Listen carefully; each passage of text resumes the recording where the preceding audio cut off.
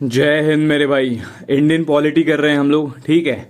हमने 3 लेक्चर्स अभी तक कर लिया। अगर तुमने नहीं देखा है तो जाओ भाई उसको देख लेना, ताकि चीजें समझ में आए सीक्वेंस में, है ना। इंडिविजुअल वीडियो अगर हम स्टार्ट करते हैं तो वो पर्टिकुलर वीडियो बस समझ आती है, लेकिन उसके आगे क्या हुआ था, उसके पीछे क्या होता है, वो चीजें समझ नहीं आती।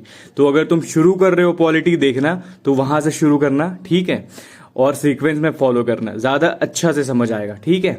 अच्छा, बाकी अगर तुमने पहले कवर कर लिया है पहले पॉलिटी कहीं से भी, कोई इशू नहीं है, तुम वापस से इसको देख सकते हो एज अ रिवीजन के तौर पे, ठीक है। तुम्हारी सारी चीजें 15 से 20 मिनट के वीडियोस में रिवाइज हो जाएंगी, ठीक है। चलो आज हम लोग पढ़ने वाले हैं प्रीएम्बल। तो समझते हैं प्रीएम्बल होता क्या है, ठीक है। सबसे पहले क्वेश्चन यही आता है कि भैया प्रीएम्बल क्या होता है। तो मेरे भाई तुमने बुक देखा होगा, है ना। बुक में क्या होता है कि सबसे पहला पेज जो होता है वो इंडेक्स का पेज होता है, जिसपे सारे चैप्टर्स के नाम लिखे होते हैं बुक के, है ना, जिसको प्रीफेस बोलते हो या तुम इंट्रोडक्शन कह लो, ठीक है। तो इन चीजों के बारे में दी हुई रहती है। तो भैया प्रीएम्बल भी बेसिकली ना कॉन्स्टिट्यूशन का वही है, वही हिस्सा है, इंट्रोडक्शन है, प्रीफेस है, ठीक है। तो ये डेफिनेशन हो गई, यहाँ पे तुम पढ़ लोगे उसको कि भैया डेफिनेशन है क्या, कि भैया ये इंट्रोडक्शन है, ठीक है, समझ गया। ये क्या क्या लेज डाउन करती है, मतलब इसमें चीजें क्या इंक्लूड है। सबसे पहले तो ये प्रीएम्बल तुम्हें रटी होनी चाहिए एक एक सीक्वेंस में, ठीक है। We the people of India dot dot dot, पूरा पूरा A to Z रटा होना चाहिए। दूसरा चीज क्या है, सोर्स क्या है इसका, तो हम सोर्स है, मतलब we the people of India is the source, है ना।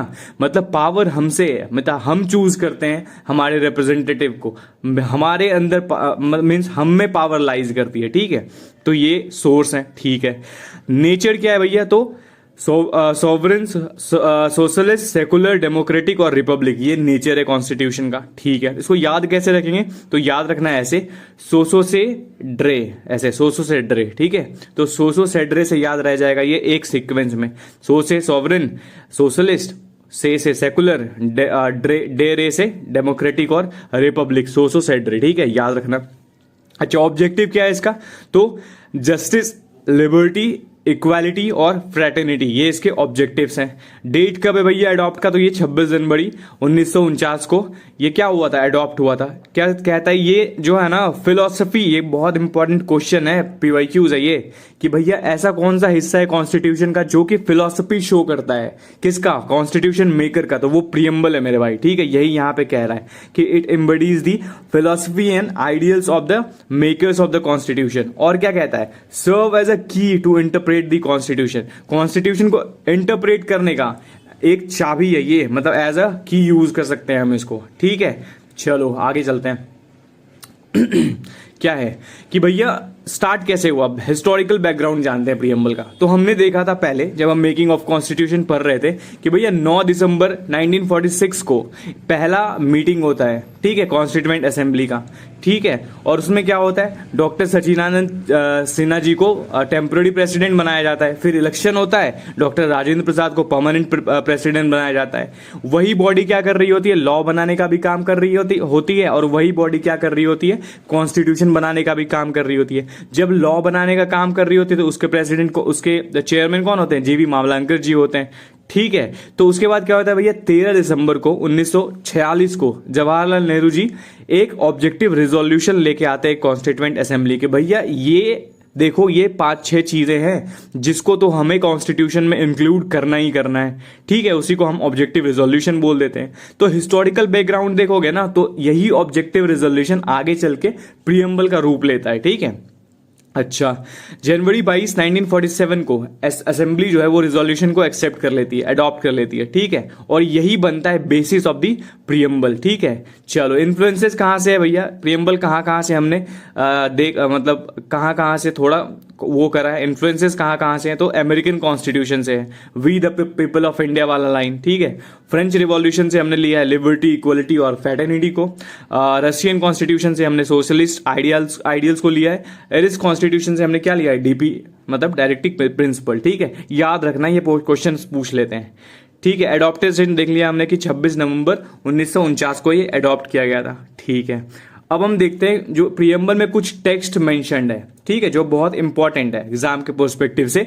उस टेक्स्ट को थोड़ा डिकोड करते हैं, देखते हैं क्या कहता है वो। तो सबसे पहले देखो सोर्स ऑफ ऑथोरिटी आता है। सोर्स क्या है भैया कॉन्स्टिट्यूशन का? तो हमने देखा कि we the people of India, मतलब पीपल जो है ना वो अल्टीमेट सोवरेन है, ठीक है, मतलब उनके हाथ में पावर है, ठीक है, पीपल के हाथ में, ठीक है, ये समझ गए सोर्स। तो नेचर कैसा है? तो हमने देखा था सोसो सेड रे है, ठीक है, मतलब sovereign, socialist, secular, democratic and Republic. एक एक करके देखते हैं। सोवरेन क्या है भैया?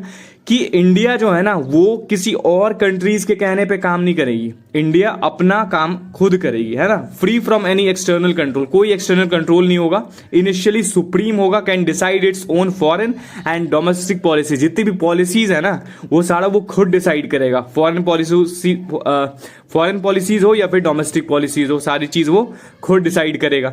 दूसरा है सोशलिस्ट, ये जो है ऐड होता है 42nd अमेंडमेंट 1976 से, ठीक है, ये इंप्लाइज करता है डेमोक्रेटिक सोशलिज्म, ठीक है, democratic socialism, mixed economy, welfare state, ठीक है। और रिफ्लेक्ट क्या करता है? रिफ्लेक्टेड इन डीपीएसपी, मतलब क्या हुआ भैया इसका कि भैया इंडिया जो है ना वो डेमोक्रेटिक सोशलिज्म फॉलो करेगा, डेमोक्रेसी होगी, हर इंसान अपना मत रखेगा, ठीक है, डेमोक्रेटिक चीजें होंगी, हर तबके के लोगों को हक मिलेगा कि वो अपना चीजें सामने रख पाए, ठीक है। तो ये चीज रिफ्लेक्ट कौन करता है? तो ये डीपीएस पे रिफ्लेक्ट करता है, ठीक है, इसलिए वो वेलफेयर एड स्टेट बनाने की भी बात करता है डीपीएसपी, है ना। 38, 39, 41, 43 में हम आगे चल के इसको भी डिटेल में जानेंगे कि क्या क्या है डीपीएसपी वगैरह, ठीक है। अच्छा, सेकुलर क्या होता है भैया? तो सेकुलर देख लेते हैं कि भैया कोई रिलीजन नहीं होगा इंडिया का। सेकुलर मतलब क्या होता है? कोई भी रिलीजन नहीं होगा, कोई एक पर्टिकुलर बिलीफ से नहीं बंधना है ना। तो जैसे हम देखते हैं कि पाकिस्तान का क्या है, इस्लामिक रिपब्लिक ऑफ पाकिस्तान, तो इंडिया का ऐसा कुछ नहीं है, हम लोग ऐसा कुछ नहीं लिखते हैं, है ना।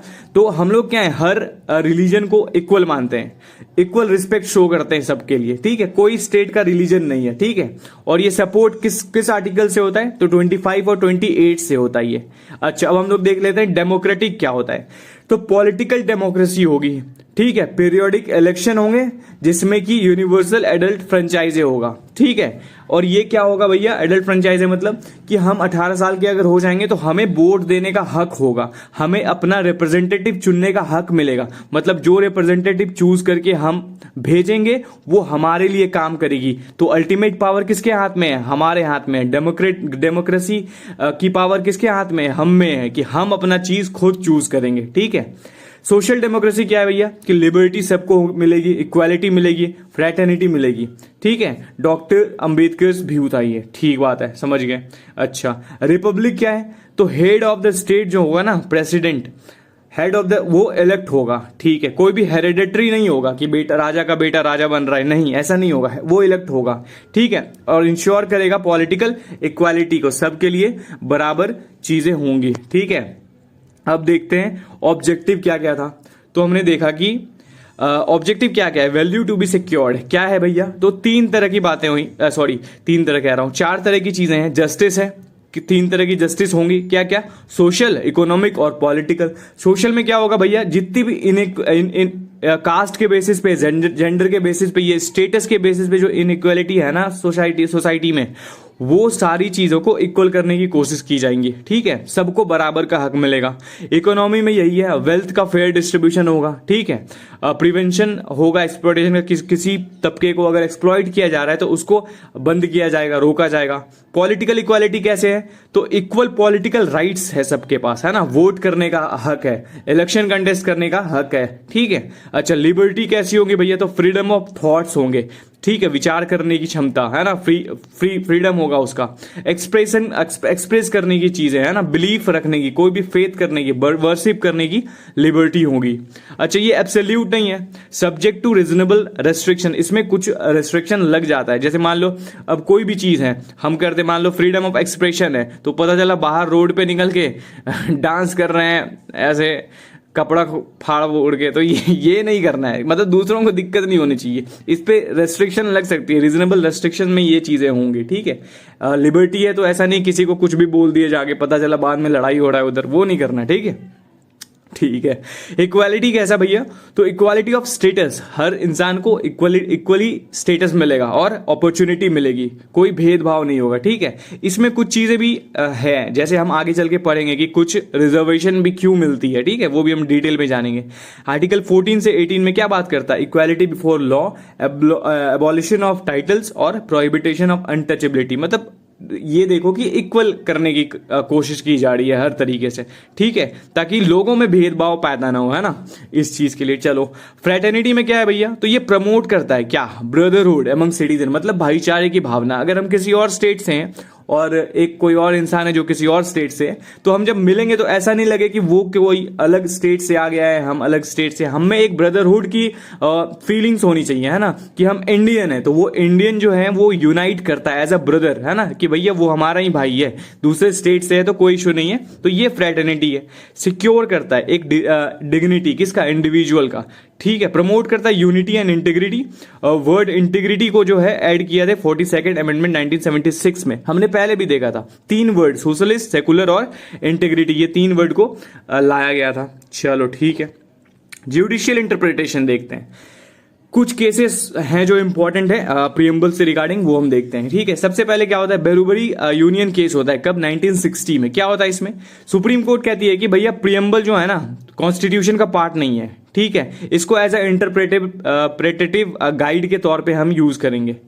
लेकिन फिर आगे चल के क्या होता है? 1973 में केशवानंद भारती केस होता है। उसमें क्या कहता है सुप्रीम कोर्ट कि भैया वो अपने ही जो डिसीजन था उसको ओवर रूल करके क्या कहता है कि प्रियम्बल जो है ना वो पार्ट ऑफ कॉन्स्टिट्यूशन है और उसको can be amend under article 368। हम उसको अमेंड भी कर सकते हैं आर्टिकल 368 से। ठीक है, लेकिन उसका बेसिक स्ट्रक्चर चेंज नहीं कर सकते। जो बेसिक स्ट्रक्चर है ना उसमें कोई छेड़छाड़ नहीं कर सकते।